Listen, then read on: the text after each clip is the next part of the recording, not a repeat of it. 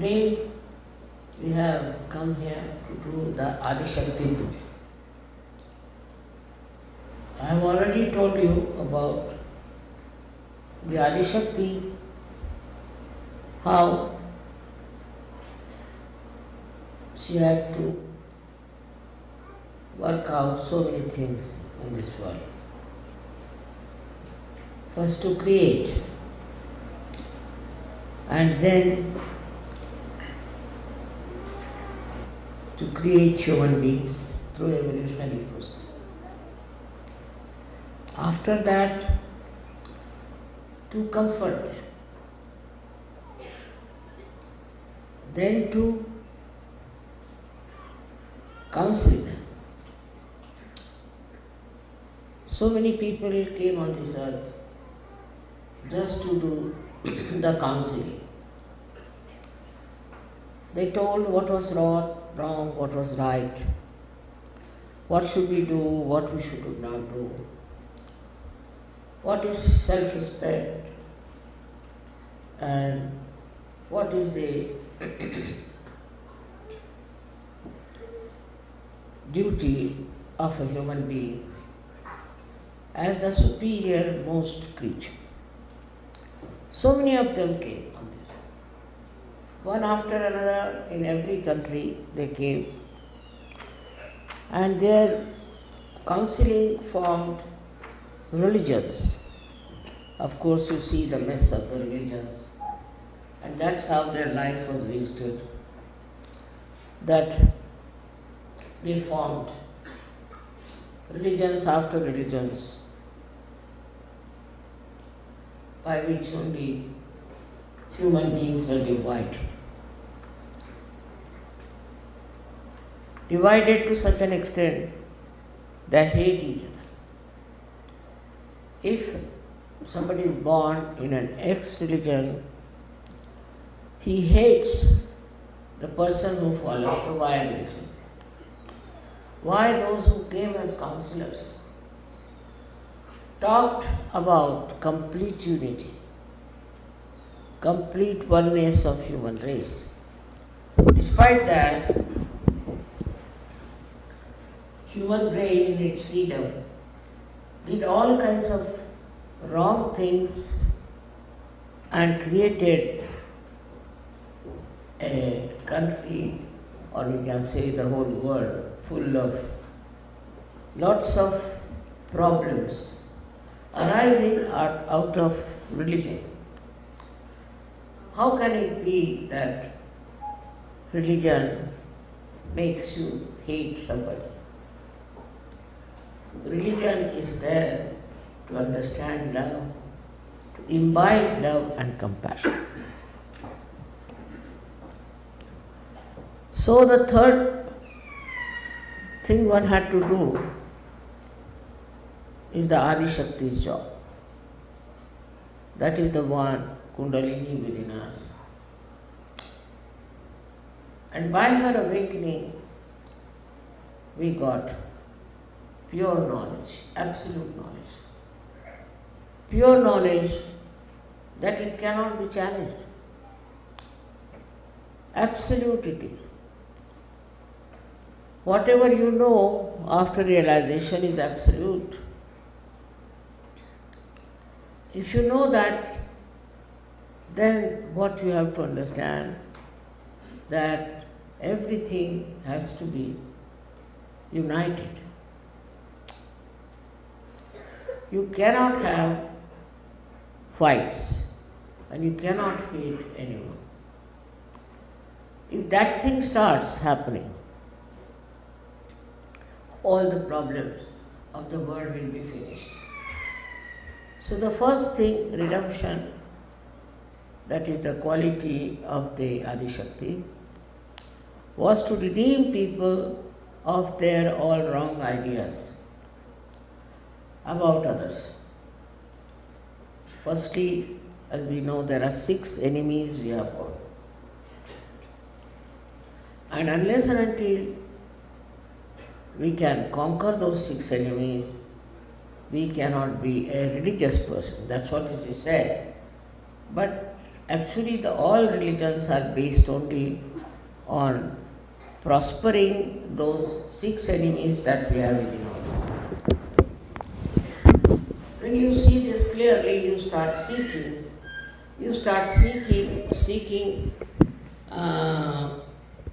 earnestly the truth. And the revelation of truth, absolute truth, can only come through your evolution, through your reformation, that you become person who knows the truth. For that, Adi Shakti's ascent is important within you, which is your Kundalini. And when this thing takes place, automatically you drop all those 6 enemies that you have. You become a beautiful human being. Like lotus, when it is in the very germinating state, it looks like all other small animals or small, you can say, very, very small dirty things that are in the pot.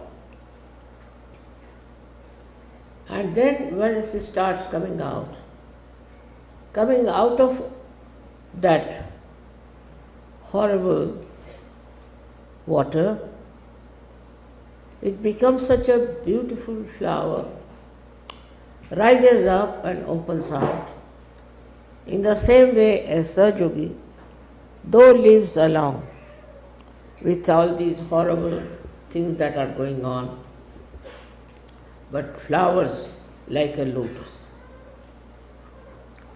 It doesn't have all these insects, all this dirt and filth of that water in which it lives.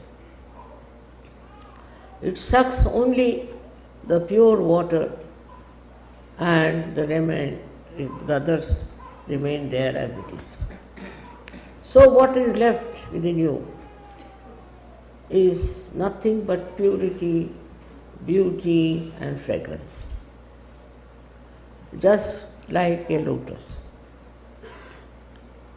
Then there is no more the problem of getting attacked by all these small creatures in the water, or all the dirty things that are in the water. And this state that you have achieved now, I am very happy to see so many people in America have achieved it, which is a very great blessing, because America is the leading country in so many ways. One can say that it has made lots of money. That is not the criteria for becoming a very good surgeon. What you get is the satisfaction. Satisfaction that you enjoy whatever you have and whatever others have. And the second thing that happens to you, you become absolutely collective. This has to happen. But I find still people have not understood the meaning of collectivity. For example, family is very, very weak here. Family that is being created by natural relationships is not so much respected as it should have. It's all because based on money, so people start quarreling, fighting, even killing each other. Now the basis of family is love and compassion. Those who do not have this cannot have good families. I have seen even among surgeons sometimes, some people who are working for money, who are educated, sometimes look down upon people who are not so well off. Or maybe the housewives who are working in the house, looking after the children, building up the families, are not treated with respect as some secretary in some organization. I don't know why this kind of a manliness comes into women. Why should they think they are something higher than the women who are working hard in the household, cooking, looking after children, wearing all the brunt of the society? This is something I feel is a part which is lacking very much in America and also Western countries. When money becomes important, when money is important, then the Lakshmi principle is not respected. Very surprising. Money is the part, or we should say blessing of the Lakshmi. But the Graha Lakshmi, the one who is a householder, is not respected. And with this, I tell you, it's a very, very wrong things can happen. You can work, you can be educated, but you should be able to look after your family and look after their comfort and look after their unity. Instead of that, educated women, I call them manly women. Educated women think that they are something higher, they are sadly mistaken. In no way a man is higher than a woman. So this kind of a disparity that exists, and one starts thinking that we are earning, we are educated, are really manly women, I must say. But the women who work very hard in the household with love, look after the children, look after the family, are in no way less than these people who are working in the office. So such women must be respected by their husbands, by the males of the family. Not only that, but all the Sahajogis must respect such women who are doing such a difficult task. I have been a housewife and I know what it is to run the house, to look after the children, to look after the complete organization and looking after the expenditure of the money if that is limited. This ego has to go. The other day one lady, she came at an interview and asked me that how is it in this world of men you are so much respected? World of men, I was really laughing. What makes them think that is the world of men? I can't understand. Can they exist without women?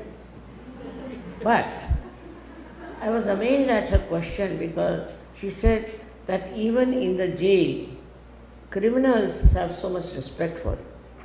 How is it possible? How can they have so much respect for a woman? I said, I can't understand. One thing, that criminals have got mothers or not? All males, don't they have a mother? They all have a mother. And they respect the mother.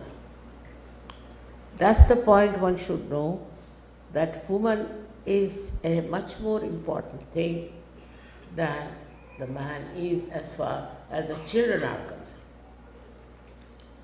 But I have seen even some ladies who think they are very capable try to control it and create problems. A mother's job is not to control. Her job is to love, to give compassion. And this is the quality of women is lost in these Western so-called advanced countries. It's a very dangerous thing, I personally think, that if such a thing happens, families will be destroyed.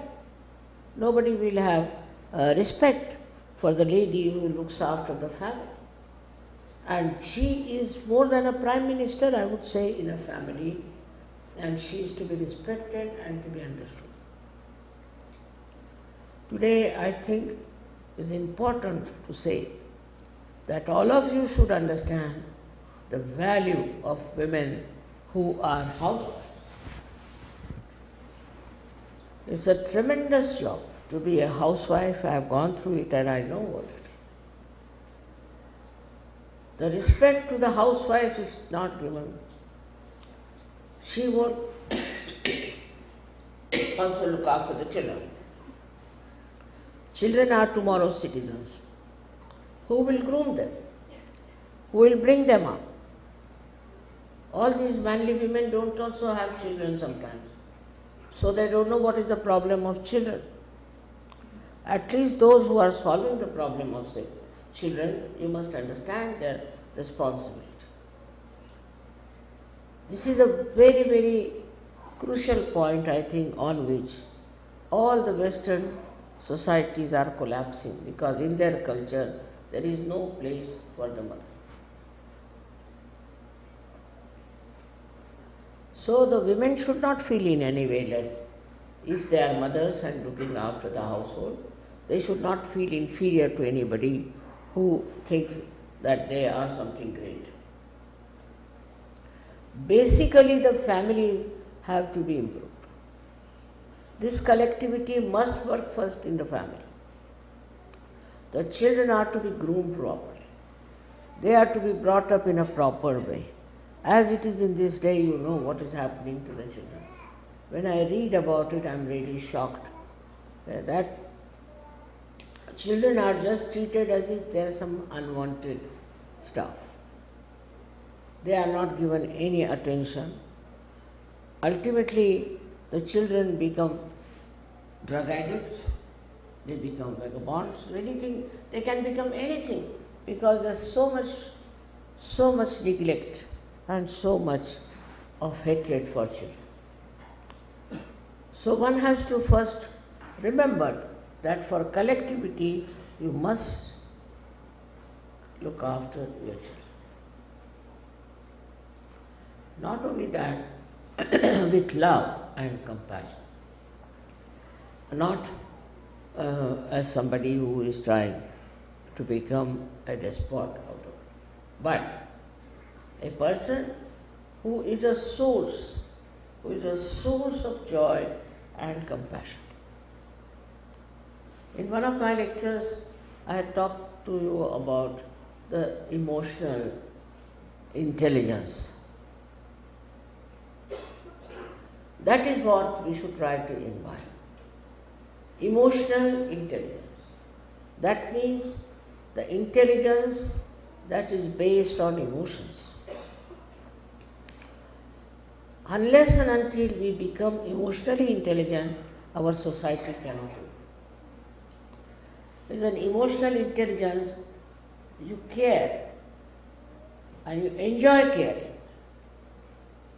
You do everything for others with a great emotional understanding. Not for one child, not for one son, but for everyone you have to be emotionally intelligent. Some children are born like this, but some are to be made like that they should be emotionally intelligent. Because if the mother and father are money oriented, very selfish, they won't allow their child to give anything to others. So such a child will grow into a very funny type of a person and will never do anything for anybody, not even for his own country. Why should he do it? Everything for selfishness. Then such people indulge into corruption, indulge into all kinds of things which are only selfish in attitude. Now we are talking of collectivity. In collectivity, we do for others. We enjoy doing for others. We love giving things to others, not for yourself, because your children will also become the same kind and they'll only bother about themselves. This emotional intelligence has to be brought in our life, in our pattern that we have. Are we emotionally intelligent, or we are just intelligent or emotional? Both things are wrong. If you are just intelligent, you can become a very dry person. You may just have few friends, maybe you may not have, and you will always try to preserve yourself away from the collectivity. And if you are emotional, you will be attached only to one person, attached to one child, maybe attached to one person, to someone, even in the society, for no rhyme and reason. Why? Why are you attached to one person? Why are you bothered about one person only? All such people fall into such terrible prey. In the politics, we have seen how people try to help their own sons and our daughters and this and that, and we Indians have suffered a lot with this kind of a emotional attachment.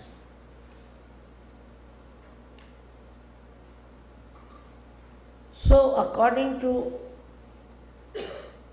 ethics, emotional intelligence is the highest quality by which you give to others, you care for others, for everyone, and you become very, very collected. Now, exclusiveness is another fashion that's very much there. It's exclusive. Because you don't want to be one of the multitudes, you want to be exclusive. You should be exclusive in emotional intelligence, not on other things. That is the best thing you can have. As I agree, I am just a woman and just a mother. But what I have is really the emotional intelligence, ocean of it. And from that I know about everyone. I understand about everyone. And all this work has been done because of that quality in my head. I am not attached to one person or to one style. Whatever you say, I can understand, because I am at a level where I can understand everything that you are doing. To achieve that, you try to develop emotional intelligence. Here the children won't even give a toy to somebody to play. Even the mother is like that, the father is like that, extremely selfish. And we must have our own, you say everything should be our own. This has to go. This has to go from American, especially because they are the leading nation in this kind of selfishness. What selfishness they have done, I did not count, but you know that. You go and ask the people of Canada, Mexico, Peru, all these, they will tell you. Being selfish, they are not ashamed. Being exploiters, they are not ashamed. Nobody can even tell them because they think they are very rich people. But all these riches will not give him the joy of life. Joy of life is only in the emotional intelligence. If you don't have that, it becomes very dry. Life becomes very unbearable, horrible. And even the family gets broken up if there is no emotional intelligence in the family. I have known so many women who have had 3 marriages, 5 marriages, I don't know how they can do it, but they have done. Because this lack of emotional intelligence. It is something that is a sense of giving. It is not that you are sacrificing anything, no. That's also another idea, that we have to bear these, nothing of the kind. Look at the life of Christ. He gave his life. Why? What was the need for him to do that? Behind it was the truth. When you have truth with you, the light of the truth, the force of the truth, the strength of the truth, you become emotionally intelligent. You understand that if you really love something, then you have